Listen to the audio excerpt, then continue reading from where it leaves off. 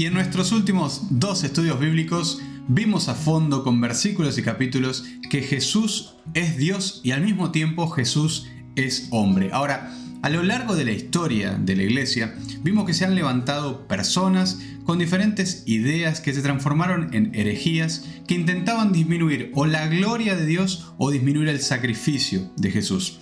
Entonces, hoy vamos a hablar de cómo vamos a identificar a estos herejes, cómo identificar estas herejías dentro de la iglesia que a veces se meten de una manera muy sutil y tenemos que estar muy despiertos para poder entender de hecho cuál es el mensaje detrás de estas personas o de estas ideas que son compartidas a diario. Así que si esta es tu primera vez por acá, déjame darte la bienvenida. Mi nombre es Johnny Bruns y obviamente invitarte a que te suscribas al canal, que eso nos ayuda mucho a crecer. Estamos súper agradecidos con todos los que están siguiendo a diario aquí nuestros videos. Estamos subiendo 2 estudios bíblicos por semana, así que déjanos tu like, compartí, activa la campanita para no perderte ninguno de estos videos que subimos todas las semanas. Ahora, déjame explicarte algo. Esta secuencia que estamos haciendo hoy es el tercer video del que estamos hablando sobre Jesús, su vida y su obra, ¿sí? Es el segundo ciclo de videos que estamos haciendo. El primero fue sobre temas más que abarcan un poco el evangelio y todos los temas que vamos a seguir viendo en el restante de los ciclos. Lo pueden buscar la lista ahí en el canal mismo. Pero este ciclo se trata sobre Jesús, su vida y su obra. Y este es el tercer video dentro de ese ciclo. Bien, y cuando vemos la enseñanza apostólica, nosotros vemos que los apóstoles tenían como 2 objetivos principales. En primer lugar, era reforzar esa enseñanza de la iglesia, reforzar la doctrina, reforzar aquel mensaje que ellos habían tomado de Jesús. Ellos presentan todo el consejo de Dios contra el consejo de los impíos.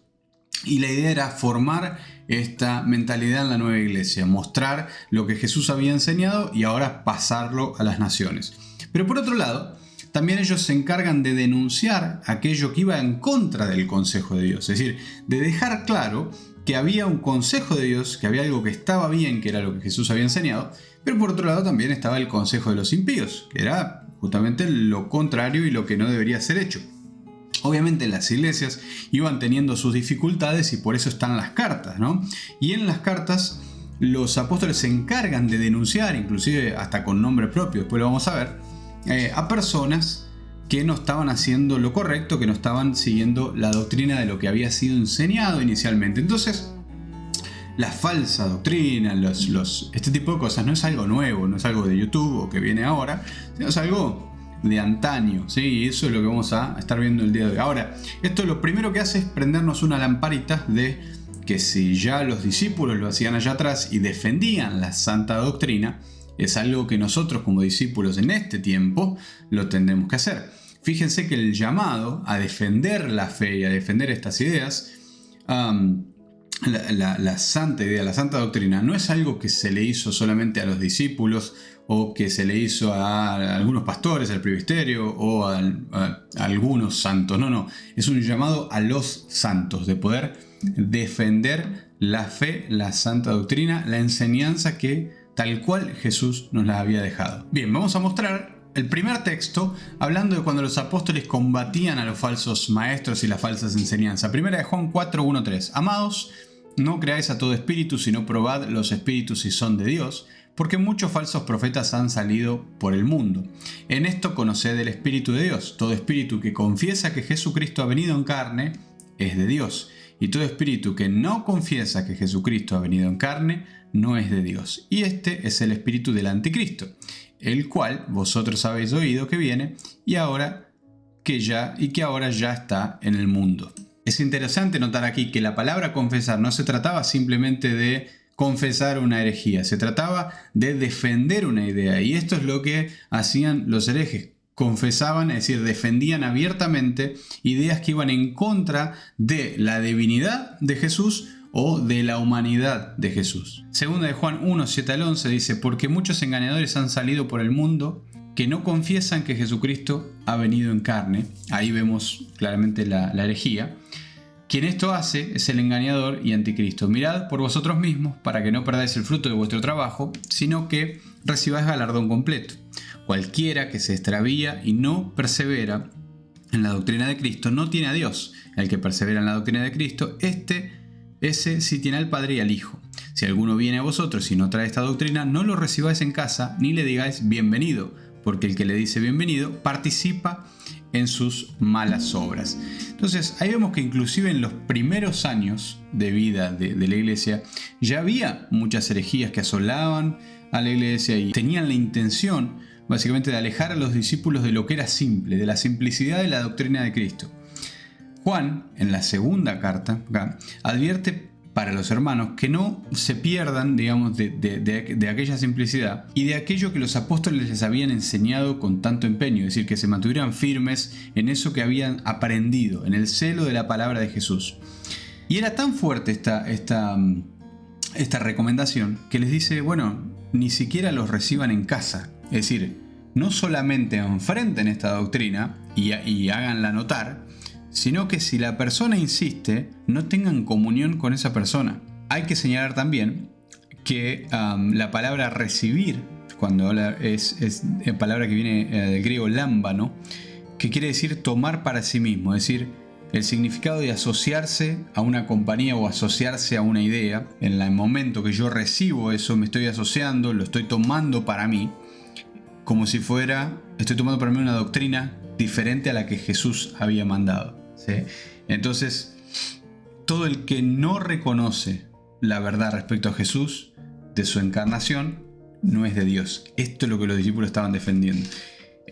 No son palabras fáciles. Imagínense lo que era en la época. Y esto nos lleva a la pregunta de si hoy nosotros defendemos la doctrina de Jesús, lo que Él nos dejó, de la misma manera, con la misma vehemencia que los discípulos lo hacían. Bien, hablemos ahora de las herejías. La primera que quiero citar es el docetismo. Docetismo, palabra griega que tiene como significado apariencia. Lo que estos tipos defendían, y sigue hasta los días de hoy, es que Jesús en realidad era un espíritu que vino a este mundo con apariencia de hombre, es decir, era como un fantasma, como una ilusión.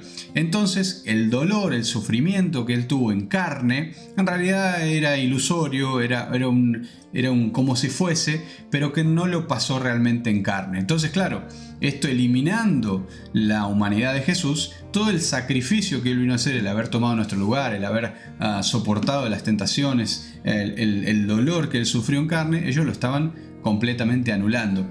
Esto nosotros lo contrarrestamos y lo mostramos muy bien en el video donde explicamos que Jesús es hombre. Sin embargo, yo quiero citar algunos versículos para que ustedes después estudien y lo estudien a fondo. Como siempre les digo, agarren la Biblia, agarren estos versículos que nosotros colocamos acá y estudienlos ahí en oración. Lucas 2.1.7, Jesús tenía una genealogía humana. Lucas 2.4.7, Jesús nació como humano. Lucas 2, Jesús tuvo una niñez humana. Lucas 4.2, Jesús tuvo hambre después de 40 días de ayuno. Juan 4.7, Jesús sintió sed humana. Juan 4.6, Jesús tenía fatiga humana. Juan 11.35, Jesús tenía emociones humanas. Hebreos 4.15, Jesús fue tentado. Lucas 24.39, era de carne y huesos humanos. Mateo 16.21, Jesús tuvo una muerte humana. Y todo esto comprobando claramente que Jesús es Dios hecho carne y que realmente pasó por todas estas circunstancias, estos padecimientos y estas tentaciones que nosotros vemos aquí en el versículo. Si ustedes quieren estudiar más de este tema, les dejo acá el video donde estudiamos en esta primera secuencia de Jesús es hombre, para que lo puedan rever y estudiar aquellos que no lo vieron todavía. Una otra doctrina que se hizo muy conocida es el arianismo y comienza con Arius, un maestro de Alejandría en Egipto allá en el siglo IV, y lo que este tipo defendía, un personaje, y este también sigue dando vueltas dentro de la iglesia, es intentar quitarle divinidad a Jesús. Es decir, el tipo decía que Jesús había sido creación de Dios con algunos atributos divinos, pero que no era la divinidad en sí mismo, ¿sí? Entonces, claro, quitándole la divinidad a Dios, anulaba básicamente la mitad de la doctrina. Entonces, obviamente no vamos a entrar ahora en versículo por versículo defendiendo la divinidad de Dios, porque eso también lo hice en el primer video de esta secuencia, donde hablamos de que Jesús es Dios. también les dejo el link acá para que lo vean, pero esto fue sumamente combatido y rechazado por los propios padres de la iglesia primitiva, ¿no? Por los propios discípulos allá, en los discípulos de los discípulos, en los inicios. Ahora bien, ¿cómo podemos identificar estas herejías y refutarlas? En primer lugar, tenemos que estar fundamentados, es decir, tenemos que conocer la verdad para poder identificar una mentira. Es imposible nosotros identificar un viento de doctrina si no conocemos la sana doctrina. Entonces ahí es donde comenzamos, estudiando la palabra, yendo a orar, escuchamos algo, lo filtramos a la luz de la palabra, es decir, un predicador dijo algo, Johnny o cualquier otra persona que viene, el pastor el domingo, dice algo, tenemos que llevarlo automáticamente a la luz de la palabra y filtrarlo y ver si es eso lo que Dios está comunicando en ese momento con vos, si eso es ese es el mensaje que Dios tiene para vos. Y todo lo que sea en contra de lo que está escrito, de la palabra que Él nos deja, que sea anatema. Es decir, que no tenga, que sea insignificante, ¿sí? Porque Dios habla con sus hijos a través del Espíritu Santo, habla a través del cuerpo de Cristo, de la iglesia, habla a través de su palabra. Entonces son herramientas que nosotros tenemos para poder conocer la verdad. Y una vez que conocemos la verdad, ahora sí podemos identificar mentiras. Y hay una cuestión acá, es de no enfocarnos al detalle en querer entender con la razón humana, que es limitada, la magnificencia de Dios, ¿sí? Si yo les digo ahora, explíquenme la eternidad de Dios. Él era antes de todas las cosas. Nuestra mente es finita, es una mente humana. Entonces, no hace falta ni es ni siquiera necesario buscarle explicación lógica y racional, como muchos quieren hacer, para justificar la falta de fe. Entonces, los discípulos no tenían un problema de fe. Ellos entendían muy bien lo que estaba aconteciendo. Ellos tenían fe en Dios, fe en Jesús. Ellos creían en la sana doctrina y es la que llevaban adelante. Y por eso con tanta autoridad vemos, por ejemplo, Pedro levantándose en Pentecostés, diciéndoles a los que estaban ahí que les decían que estaban todos borrachos, les decían, ustedes mismos que crucificaron al Señor, ustedes fueron los que crucificaron a Jesús, y ahora es tiempo de arrepentimiento. Y bueno, acontece todo lo que acontece en Pentecostés, ¿no?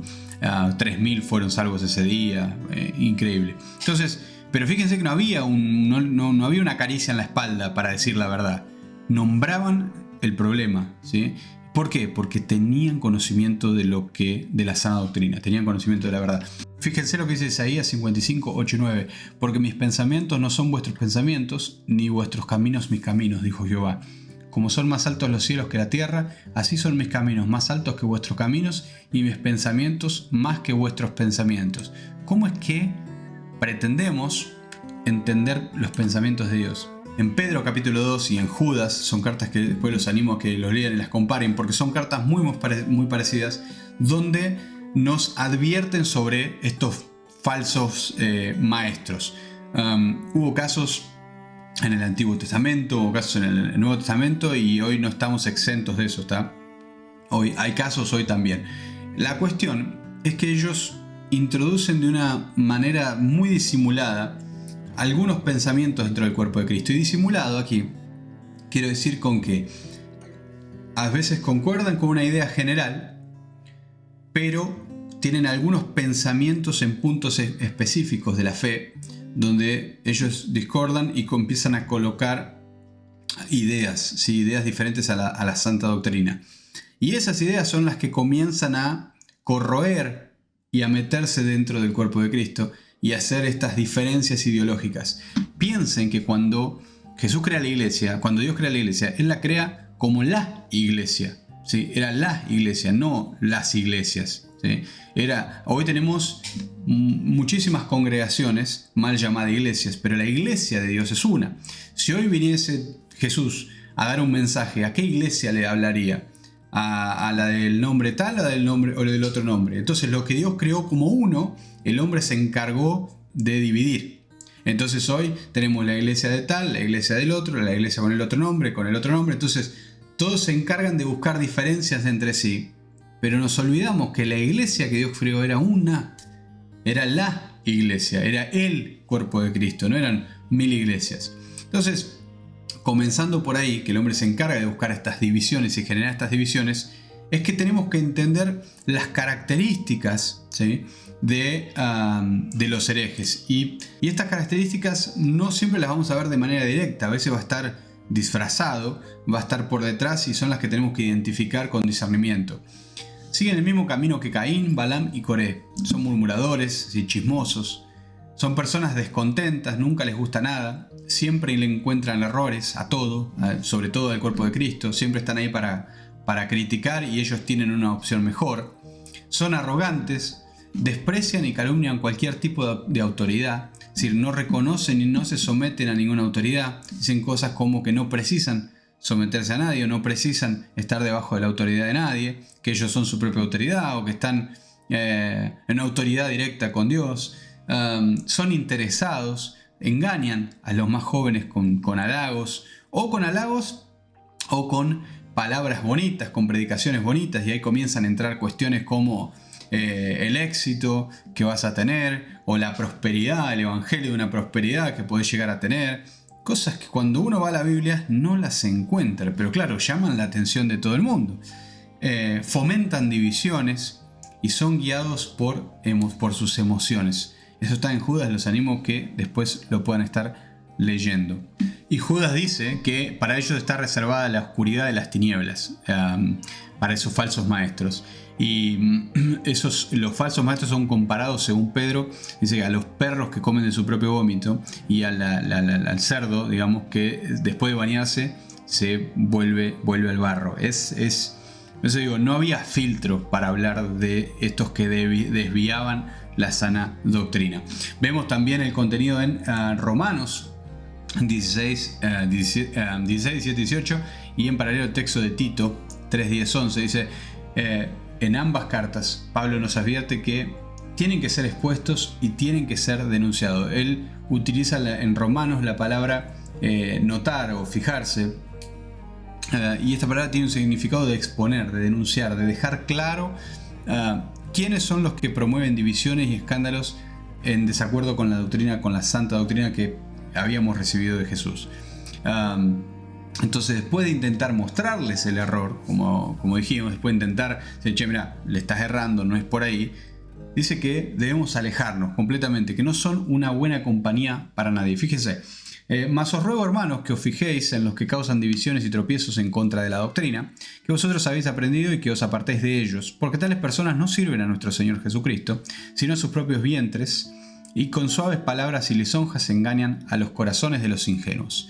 Y Tito dice, al hombre que cause divisiones, después de una y otra amonestación, deséchalo, sabiendo que el tal se ha pervertido y peca y está condenado por su propio juicio. Y en 2 de Timoteo 2, 16, 18, mas evita profanas y vanas palabrerías, porque conducirán más y más a la impiedad, y su palabra carcomerá como gangrena, de los cuales son Himeneo y Fileto, que se desviaron de la verdad diciendo que la resurrección ya se efectuó y trastornan la fe de algunos. Con nombre y todo. Entonces, hay que animarse a estar fundamentados y decir la verdad de las cosas, sí. Totalmente, vemos acá claramente el ejemplo con nombre y todo ahí, lo pueden leer en la Biblia. Los apóstoles hacían esto. Ellos explicaban la santa doctrina y por otro lado denunciaban a los que hacían una cosa diferente. Luego vemos que estas enseñanzas de estos falsos maestros con disimulados y intentando meterse ahí entre pequeñas ventanas que quedan abiertas dentro del cuerpo de Cristo, entre algunas de los miembros, se van expandiendo, ¿sí? Y van tomando y van formando ideas que va separando aquello que Dios creó como uno. En 1 Corintios 11, 19 dice, porque es preciso que entre vosotros haya disensiones para que se hagan manifiestos entre vosotros los que son aprobados. Y hay otras versiones que usan la palabra discrepancias, pero la que es traducida directamente del original usa la palabra herejía. Y herejía en este contexto eran los hombres que eran guiados por sus propios principios, que elegían sus propios principios, su propia doctrina. Y estos eran las personas que en el contexto del Nuevo Testamento generaban división en la iglesia. Entonces, fíjense que un hereje no es solamente un falso profeta o que defiende una idea diferente, errada o contraria a la santa doctrina, sino también alguien que, mismo diciendo la verdad, intenta generar división dentro del cuerpo de Cristo. Entonces, estas son las personas que, como hoy descubrimos, no se contentan con nada, están siempre reclamando, criticando al otro, criticando al pastor, criticando al hermano, al otro hermano. Siempre tienen algo mejor, ellos tienen la razón absolutamente de todo, no se sujetan a nadie y comienzan a generar y traer esa división dentro del cuerpo de Cristo, dentro de la congregación. Y quiero terminar este video con una frase de Spurgeon que decía: no hay nada nuevo en la teología excepto lo que es falso. Así que quiero animarlos de nuevo a que estén leyendo, a que agarren todos estos versículos, los estén analizando, que vayan en oración, le pregunten al Padre qué es lo que Él nos está revelando a través de sus palabras, qué Él tiene para revelarte.